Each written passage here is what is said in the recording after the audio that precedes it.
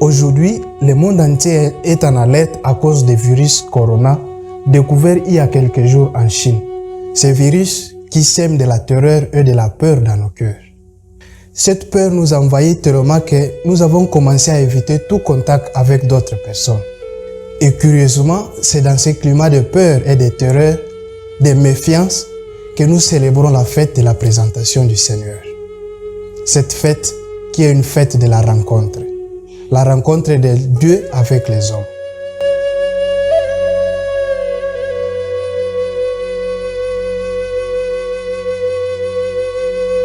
Marie et Joseph partent avec l'enfant au temple de Jérusalem pour accomplir la double prescription de la loi mosaïque qui consiste d'une part à la présentation de tout garçon premier-né au Seigneur pour sa libération et d'autre part à la purification de la mère 40 jours après avoir donné naissance.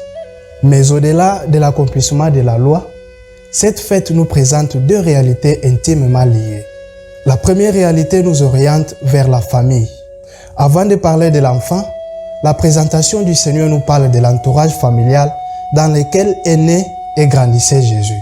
Il s'agit d'une famille humaine comme les nôtres, une famille unie et fidèle à la tradition de leur père, une famille dans laquelle règne l'amour.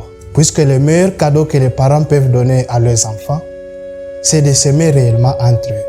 Car les enfants qui naissent d'une famille unie et dans laquelle les parents s'aiment sont heureux et eux aussi à leur tour sont capables d'aimer les autres.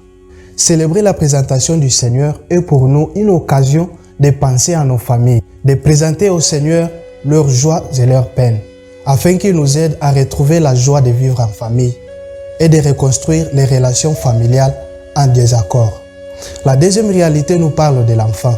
Chaque enfant qui naît est un cadeau de Dieu pour la famille. Et cet enfant a une mission dans le monde.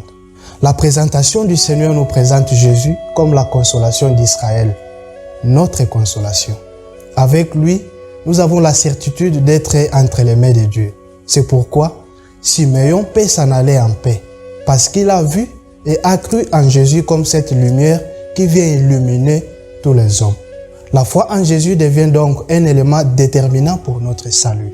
C'est pourquoi célébrer la présentation du Seigneur nous invite à renouveler notre foi en Jésus, notre Sauveur, et plus particulièrement en ces moments de panique et de peur. Mettons à lui notre confiance et notre espérance, car il ne déçoit jamais. Heureuse fête de la présentation du Seigneur à tous.